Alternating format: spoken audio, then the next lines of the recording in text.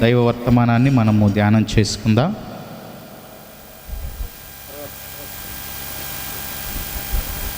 వాక్యానంతరము మీరు మీ సమయాన్ని మీకు ఇస్తాను, మీరు చెప్తారు.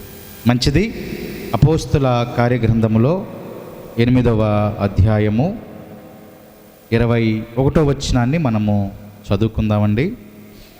నీ హృదయము దేవుని ఎదుట సరైనది కాదు. చాలండి, చాలు. నీ హృదయము దేవుని ఎదుట సరైనది కాదు. రెండోది, నీవు ఘోర దుష్టత్వములోను దుర్నీతి బంధకములోను ఉన్నట్టు నాకు కనబడుచున్నది. ఈ మాటలు మనం గడిచిన ఒకసారి మనం ధ్యానం చేశాం.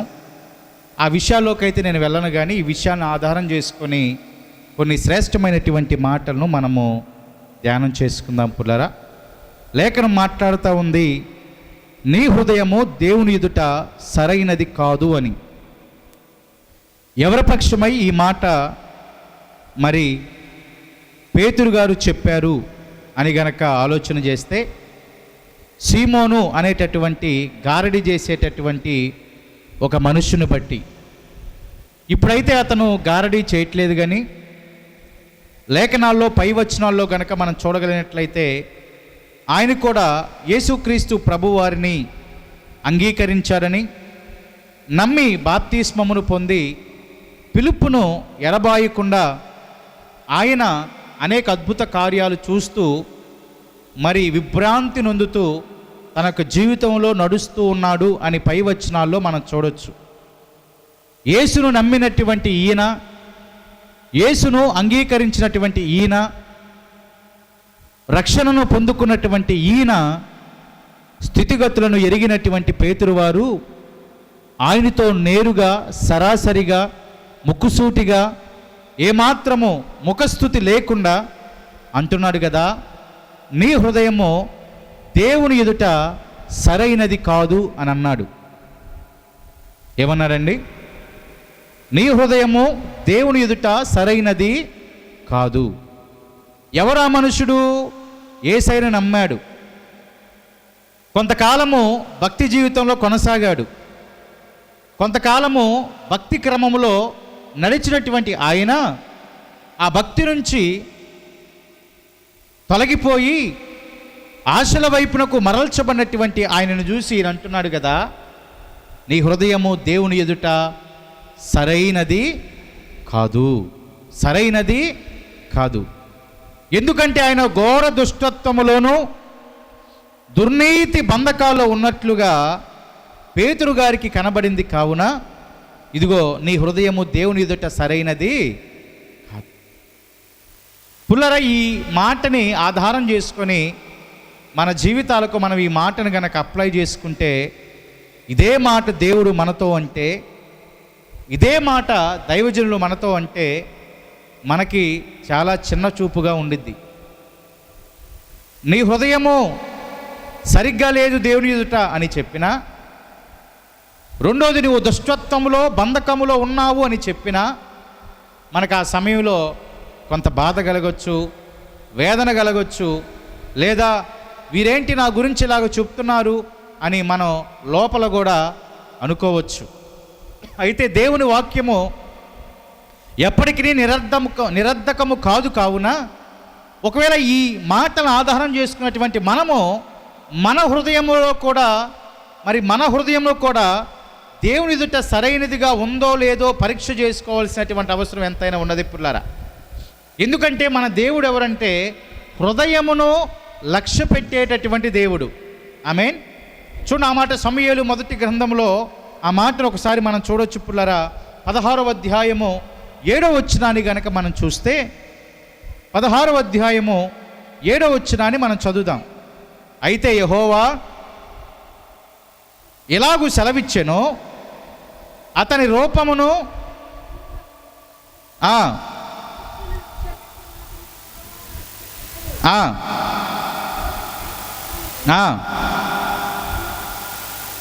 కానీ అదిగో దేవునికి మహిమ కలుగును గాక, ఆయన హృదయమును లక్ష్య పెడతాడు. ఆయన హృదయాన్ని చూస్తాడు పుల్లారా. హృదయాన్ని చూసేటటువంటి దేవుడు నేటి ఉదయకాల వేళలో మనతో చెప్తూ ఉంటున్నటువంటి మాట ఏంటంటే, నీ హృదయము దేవుని ఎదుట సరైనదిగా లేదు. ఎలా తెలిసిద్ది ఆయనకి అంటే, ఆయన హృదయాన్ని చూస్తున్నాడు కదా, హృదయాన్ని లక్ష్య పెడతా ఉన్నాడు కదా. హృదయ అంతరంగములలో ఏ ఆలోచనను ఏ ఆశను కలిగి ఉన్నామో దానిని అంతయు కూడా చూస్తున్నటువంటి దేవుడు మనతో చెప్తూ ఉంటున్నటువంటి మాట, నా హృదయము దేవుని ఎదుట సరైనదిగా లేదు. ఆ మాట ఎవరు చెప్తున్నారంటే, హృదయాన్ని లక్ష్య పెట్టే దేవుడు, హృదయ అంతరంగములను చూచేటటువంటి దేవుడు, దేవుని ఎడల మన హృదయము సరిగ్గా ఉందో లేదో చూచినటువంటి ఆయన చెప్తున్నాడు, మీ హృదయము సరిగ్గా లేదు.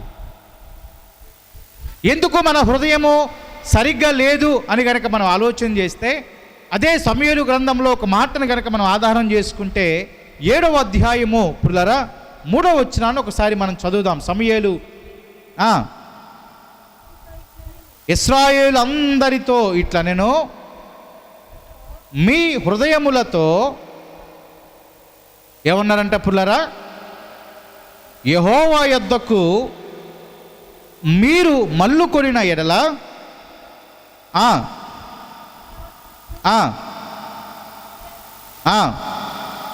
పట్టుదల కలిగి యెహోవా తట్టు మీ హృదయములను తిప్పి, ఏమన్నాడు చూడండి పిల్లలు, ఇక్కడ శ్రేష్టమైనటువంటి మాట చూడండి, మీ పూర్ణ హృదయముతో యెహోవా యొద్దకు మీరు మల్లుకొనాలి. రెండోది, మీరు కలిగి ఉన్నటువంటి ఆ యొక్క దేవతలను కానీ వాటన్నిటి నుంచి మీ యొద్ద నుంచి తీసివేసి పట్టుదల కలిగి యెహోవా తట్టు మీ హృదయములను తిప్పాలి. చూడండి ఇప్పుడు ఎందుకు ఇప్పుడు మనము మన హృదయముతో దేవుని ఎదుట సరిగ్గా లేకపోతున్నామంటే, చూడండి ఇక్కడ ఇశ్రాయేలు జనాభా ఎలాగైతే అన్య దేవతలను కలిగి జీవించారో, అష్టారోతు దేవతలను వాళ్ళు ఎలాగైతే కలిగి జీవించారో, నేటి దినాన మన హృదయంలో కూడా వాక్యం అనేది కరువైపోతూ, వాక్యానికి ఎక్కువ ప్రాధాన్యత ఇవ్వకుండా ఉంటూ, ఇతరత్రా విషయాలకి ఎప్పుడైతే ఎక్కువ ప్రాధాన్యత ఇస్తూ ఉంటామో అప్పుడు దేవుని ఎదుట మన హృదయము సరిగ్గా ఉండదు. నేనేం చెప్తున్నాను ఇక్కడ, వాక్యమునకు ప్రాధాన్యత ఇవ్వకుండా ఇతరత్రా విషయాలకు గనక ప్రాధాన్యత గనక మనం ఇస్తే మన హృదయము దేవుని ఎదుట సరిగ్గా కనబడదు. ఇప్పుడు ఆ మాట సమూయేలు గారు ఇశ్రాయేలుతో చెప్తా ఉన్నారు. ఏమని? ఇప్పుడు మీ హృదయం ఎందుకు దేవుని ఎదుట సరిగ్గా లేదంటే, మీరు పూర్ణ హృదయముతో ఆయన తట్టు ఎందుకు తిరగలేకపోయారంటే, మీ హృదయములలో దేవుని కంటే కూడా అన్య దేవతల మీద ఉన్నటువంటి భక్తి ఎక్కువగా ఉంది కాబట్టి మీ హృదయం ఇప్పుడు దేవుని తట్టు తిరగలేక ఉంది. కాబట్టి మీరేం చేయాలంటే వాటిని తీసివేసి పట్టుదలతో మీరు యెహోవా వైపు తిరిగిన ఎడల, యెహోవా వైపు మళ్ళిన ఎడల, ఆమేన్. అంటే ఇతరత్రా విషయాల మీద హృదయం మొత్తాన్ని కూడా తీసేసి దేవుని వాక్యము మీద మన హృదయము మళ్ళిన ఎడల, పట్టుదలతో మన హృదయము దేవుని వైపునకు తిరిగిన ఎడల, దేవుని వైపునకు తిరిగిన ఎడల ఆటోమేటిక్గా అప్పుడు మన హృదయము దేవుని ఎదుట సరిగ్గా కనబడుతుంది. అప్పుడు మనం వెళ్ళిన చోటల్లా కూడా దేవుడు మనకు విజయాన్ని ఇస్తాడు పుల్లారా. కాబట్టి ఇశ్రాయేలు జనాభా ఎలాగైతే అన్య దేవతను కలిగి, జాగ్రత్తగా ఆలోచించండి, అన్య దేవతను కలిగి ఉండటాన్ని బట్టి ఎలాగైతే వారు దేవుని కృపను పొందుకోలేకపోయారో, నేటి దినాన మన హృదయాల్లో ఉన్నటువంటి వాటి పక్షమై దేవుని కృపను మనం పొందుకోలేక మనం ఏమైపోతున్నామంటే దేవుని ఎదుట మన హృదయము సరిగ్గా చేసుకునేటువంటి వారిలా అయిపోతున్నాం.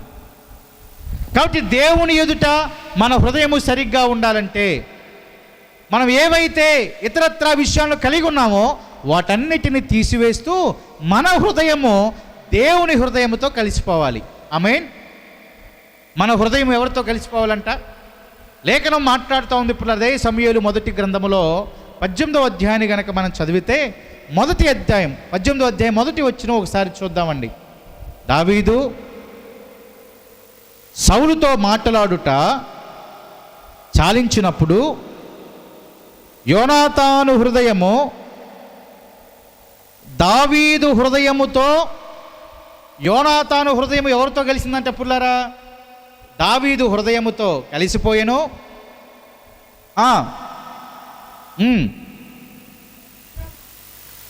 భావించుకొని దేవునికి మహిమ కలుగునుగాక. యోనాతాను హృదయము దావీదు హృదయముతో కలిసిపోయింది.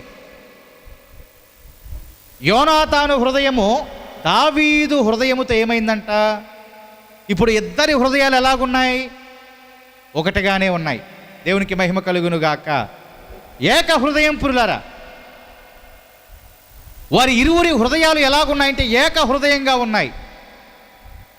కలిసిపోయి యోనాతాను ఏమని ఆలోచించారంటే దావీదుని తన సొంత స్నేహితుడిగా భావించాడు, ఆలోచించుకున్నాడు. ఎందుకంటే ఇద్దరి హృదయాలు కలిసిపోయాయి కదా. దావీదు వారి హృదయం ఎలాగైతే ఉందో యోనాతాను హృదయం కూడా అలాగే ఉంది. కావున ఇద్దరి హృదయాలు ఏక హృదయం అయిపోయాయి. కావున ఏమైందంట పుల్లరా? ప్రాణ స్నేహితునిగా భావించాడు. అందుకే ఏమని చెప్తున్నా నేను, మన హృదయము దేవుని హృదయముతో కలిసిపోవాలి. ఇప్పుడు దావీదు వారి ఇక్కడ యేసుక్రీస్తు ప్రభువు వారికి గనక సాదృశ్యంగా గనక మనం తీసుకుంటే, యోనాతాను ఒక విశ్వాసిగా తీసుకుంటే, ఒక విశ్వాసి హృదయము దావీదుతో ఎలాగైతే కలిసిపోయిందో, నేటి విశ్వాసులుగా జీవిస్తున్న మన హృదయాలన్నీ కూడా ఎవరితో సమమైపోవాలంటే దేవదేవునితో సమమవ్వాలి. మన హృదయము దేవుని హృదయముతో సరిపోల్చగలిగినట్టుగా ఆగిపోవాలి పుల్లారా. కానీ ఆయన ఏమంటున్నాడు? అసలు మన హృదయమే ఆయన ఎదుట సరిగ్గా లేకపోతే ఇంకెప్పుడు మనం సమమవుతాం? ఏక హృదయమే లేకపోతే ఇంకెప్పుడు మనం సమంగా ఉంటాం? ఇద్దరి మనుషులు ఏక హృదయంతో లేకపోతే, ఇద్దరి మనుషులు ఏక మనసుతో కనుక లేకపోతే ఇంకెప్పుడు మనము దేవుని ఎదుట మన హృదయాన్ని మనం సరి చేసుకుంటాం? సరైనదిగా కనబడుతుంది. ఇప్పుడు ఒకసారి ఆలోచన చేయండి. యోనాతాను హృదయం అయితే దావీదు హృదయముతో కలిసిపోయింది. ఒక భక్తునిగా లేదా విశ్వాస క్రమములో కొనసాగుతున్న మన హృదయాలు కూడా ఎవరితో కలవాలంటే దేవదేవునితో, యేసుక్రీస్తు ప్రభువారితో, మనల్ని రక్షించినటువంటి ఆయనతో, ఆయన హృదయముతో మన మనసు ఏమైపోవాలంట?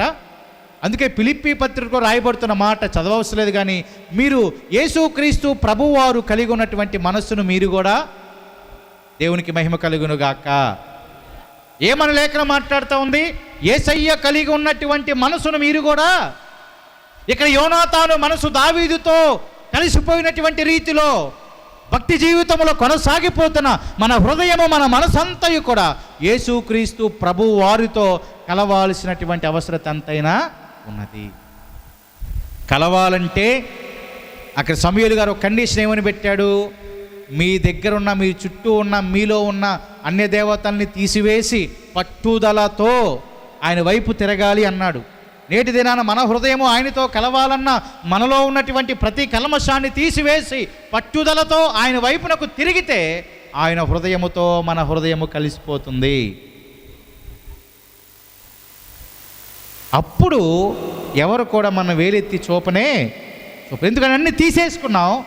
ఇక లక్ష్యమంతా ఒకటే, వాక్యమే హృదయంలో ఉంది కాబట్టి మన హృదయం మొత్తము కూడా ఆయనతో పెనవేసుకుంది, కలివేసుకుంది. కాబట్టి ఇక ఆటోమేటిక్గా మనము ప్రార్థించిన ప్రతిసారి దైవ సన్నిధిని, కృపను పొందుకొని దేవుని ద్వారా బలపరచబరచు మన కుటుంబాలు దీవించబడతాయి, ఆశీర్వదించబడతాయి అనేటటువంటి సత్యవంతమైనటువంటి మాటను మనం నమ్మాలి పుల్లారా. కానీ నేటి విశ్వాసుల్లో అటువంటి హృదయము అనేటటువంటిది చాలా కొరతగా ఉండిపోతూ ఉంది. అసలు విశ్వాసులే ఏక హృదయాలతో ఉండలేదు, ఏక మనస్సుతో ఉండలేదు, ఏక స్వభావంతో ఉండలేదు. అలాంటప్పుడు దేవుని హృదయముతో వారి హృదయాలు, మనసులు ఏమాత్రము కూడా కలిసి ఉండవు. లేఖనం మాట్లాడుతూ ఉంది పుల్లరా.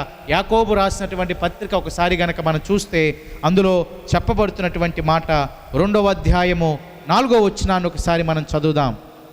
యాకోబు రాసిన పత్రిక, మీ మనస్సులలో, చూడండి పిల్లలకు రాయబడుతున్నటువంటి మాట, మీ మనస్సులలో భేదములు పెట్టుకొని కారా. లేఖనం ఏమని మాట్లాడుతూ ఉంది? ఏక మనసుతో ఉండాలి అని. దేవుని హృదయముతో మన హృదయము కలిసిపోవాలి అని, అంతేనండి మాట్లాడుతూ ఉంది. కానీ మన మనసులన్నీ కూడా ఎలా ఉండిపోయినాయి అంటే భేదములతో ఉండిపోయినాయి అంట. మన మనసులన్నీ దేనితో నిండిపోయినాయి అంటండి?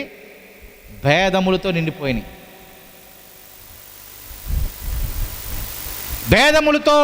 భేదములు పెట్టుకొని మీరు దురాలోచనతో విమర్శన చేసిన వారు అగుదురు కారా అంటే, ఆ భేదము మనలోనికి ఏం తీసుకొస్తుంది?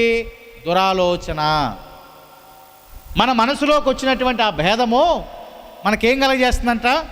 దురాలోచన. దేనికి దారితీస్తుందంటే విమర్శకు దారితీస్తూ ఉంది. చూడండి, ఒకటి కలిగి ఉండటాన్ని బట్టి ఎంత పర్యావసానం వస్తూ ఉందో చూడండి ఒకసారి ఇక్కడ. ఇప్పుడు ఏక హృదయం అనుకో, నీ హృదయము నా హృదయం ఒకటే కాబట్టి ఇంకా దురాలోచన చేసే అవకాశం ఉందంటారు మన ఇద్దరికి. దేవునికి స్తోత్రం కలుగును గాక. ఇద్దరి మనసులో ఒకటే అనుకోండి, దురాలోచన చేసే ఇక అవకాశమే అవసరత మనకు ఉందంటారా? లేదు కదా. కానీ ఆ భేదం ఏం తీసుకొస్తుంది? దురాలోచన. దురాలోచన ఏం కలగజేస్తూ ఉంది? విమర్శ.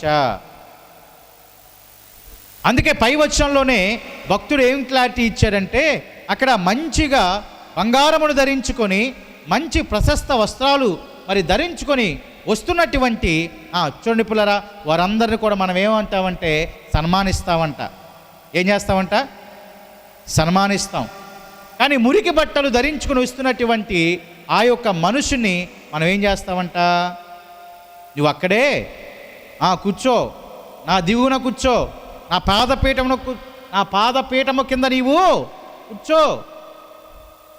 ఎంతగా మారిపోతుందో చూడండి. ఇద్దరు వచ్చారుగా లోపలికి, అని వచ్చారా లేదా? ఇద్దరు వచ్చారా లేదా? మరి ఎవరికి మనం ఎక్కువగా ప్రాధాన్యత ఇస్తున్నాం? ప్రశస్త వస్త్రములతో వచ్చిన వారిని. ఎవరికి ప్రాధాన్యత ఇవ్వట్లేదు మనం? మురికి బట్టలు ధరించుకొని వస్తున్నటువంటి వారికి మనం ప్రాధాన్యత. ఇప్పుడు ప్రభువు ప్రశస్త వస్త్రములతో వచ్చినటువంటి వారిని గౌరవించమని చెప్పాడా? వీళ్ళని గౌరవించొద్దని చెప్పాడా? అంటే వీళ్ళని గౌరవించండి, వీళ్ళని గౌరవించొద్దని ఏమైనా ప్రభు లేఖనం చెప్తా ఉందా? అందరూ కూడా సమానమే కదా. ఆమేన్. దేవునికి స్తోత్రం కలుగును గాక. అందరూ కూడా సమానమే కదా. కానీ అక్కడ ఏం చేస్తున్నాం మనం? భేదం ఎలా వచ్చింది? ఇక్కడే మన భేదం తెలిసిపోయింది కదా. ప్రశస్త వస్త్రాలతో వచ్చినటువంటి వారికేమో మంచిగా మనం అన్ని సపర్యలు చేస్తూ ఉంటున్నాం.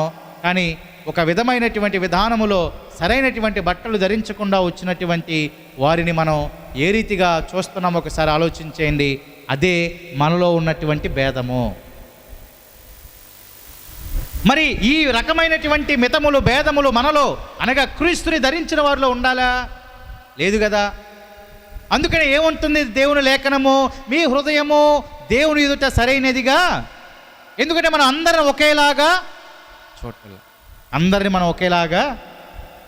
మనం ఎప్పుడైతే ఒకేలాగా చూస్తామో, భక్తిలో ఉన్నటువంటి వారు అందరం ఒకే చూపుతో ఎప్పుడైతే చూస్తామో, అప్పుడు మన హృదయము దేవుని ఎదుట సరైనదిగా కనబడుతుంది. అందుకే అదే 2వ అధ్యాయం 1వ వచనంలో విశ్వాస విషయంలో మొహమాటాలొద్దు అని లేఖనం మాట్లాడింది. ఆమేన్. చదవండి పిల్లరా, 1వ వచనం చదవండి ఒకసారి.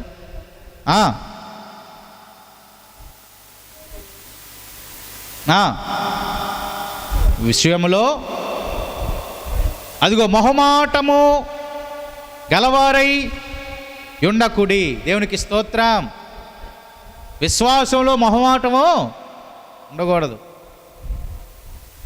ఎవరినైనా దేవునికి వ్యతిరేకంగా మాట్లాడేటటువంటి వారితో ఎవరితోనైనా మనం కరెక్ట్గా మనం మాట్లాడేటటువంటి వారిగా ఉండాలి తప్ప, వాళ్ళు ఉన్నత స్థానంలో ఉన్నారులే అని మనం మొహమాటానికి పోతే అక్కడ దేవుని నామం అవమానపరచబడతా ఉంటుంది. విశ్వాస విషయంలో మొహమాటం వద్దు.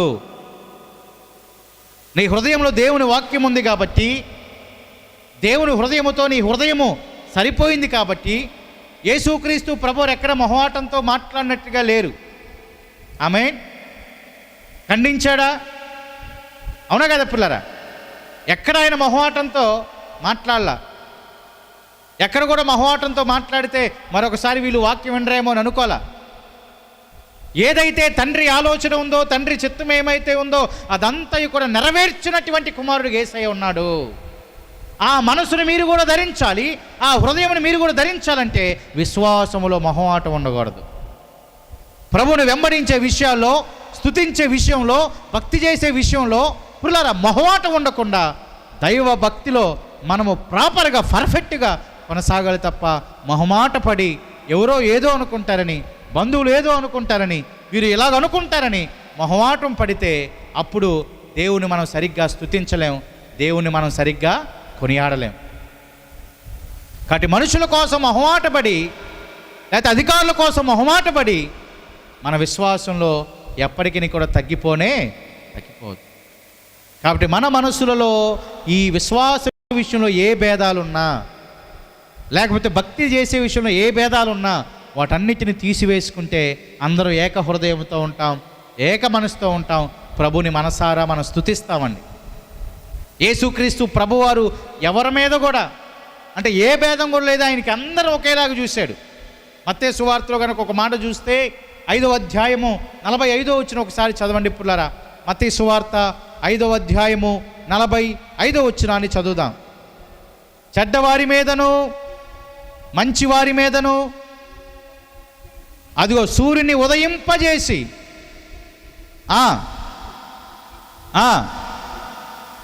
దేవునికి స్తోత్రం, ఎవరిని వదలలేదండి ఆయన.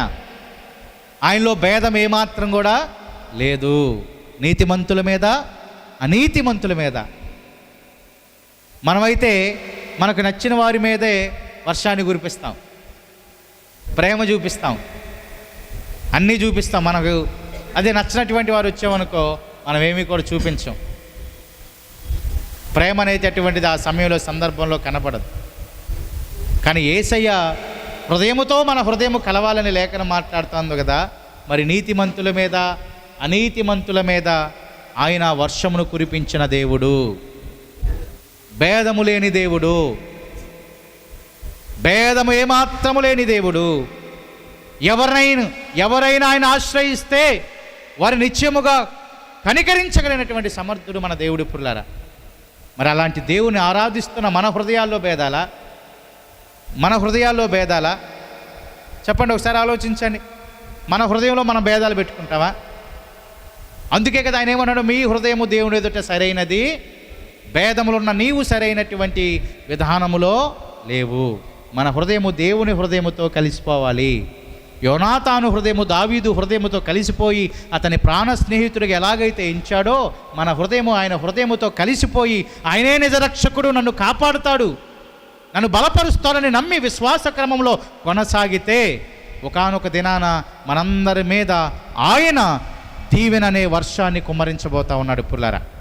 ఒకవేళ భేదములుంటే, భేదములు కనుక మనం కలిగి జీవిస్తే ఎప్పటికీ ఆ దీవెన మనం పొందుకోలేం, ఆ దీవెన మనం ఏమాత్రం కూడా చూడలేం. కాబట్టి మన హృదయము ఆయన హృదయముతో కలవకుండా ఏ పరిస్థితులు అయితే నేను అడ్డుకుంటున్నాయో సమూయేలు గమనించి ఇశ్రాయేలు ప్రజల్లో ఉన్నటువంటి ఆ పరిస్థితిని చెప్పాడు.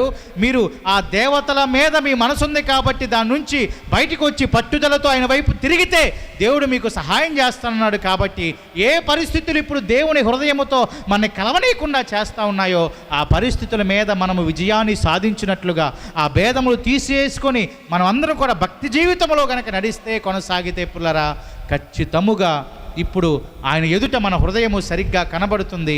మనం దుష్టత్వంలో ఏమాత్రం కూడా కనబడకుండా ఉంటాం. కాబట్టి దేవుడు తగిన సమయమందు మనల్ని దీవిస్తాడు, ఆశీర్వదిస్తాడు, బలపరుస్తాడు అనే మాటను మనం నమ్మాలి. కాబట్టి ప్రాముఖ్యమైన సమయంలో పిల్లరా మన హృదయము ఎవరి హృదయంతో కలవాలంట? దేవుని హృదయముతో. ఆయనలో భేదాలు లేవు, కానీ నీలో నాలో భేదాలు ఉంటున్నాయి. కాబట్టి మన హృదయం ఇంకా ఆయనతో కలవలేదని, ఆయన ఎదుట సరిగ్గా లేదని మనం గుర్తించాలి, గమనించాలి. కలిస్తేనే దీవెన, కలవపోతే దీవెన లేదు. పట్టుదలతో ఆయన వైపు తిరిగితేనే దీవెన, లేదా తిరగకపోతే మనకు దీవెన ఏమాత్రం కూడా లేదు. కాబట్టి ఇప్పుడు గమనించండి, ఇద్దరి హృదయాలు ఏక హృదయముతో ఉండటం ఏమాత్రం కష్టం కాదు. కష్టం అంటారండి? కష్టమైతే యోనాతాను హృదయం ఆయనతో కలిసేది కాదు కదా. ఆమేన్. కలిసిద్దండి? కలవదు. కలిసింది కాబట్టి ఇది చాలా సులభమే, చాలా ఈజీనే, చాలా కష్టపడాల్సినటువంటి అవసరం ఏమాత్రం కూడా.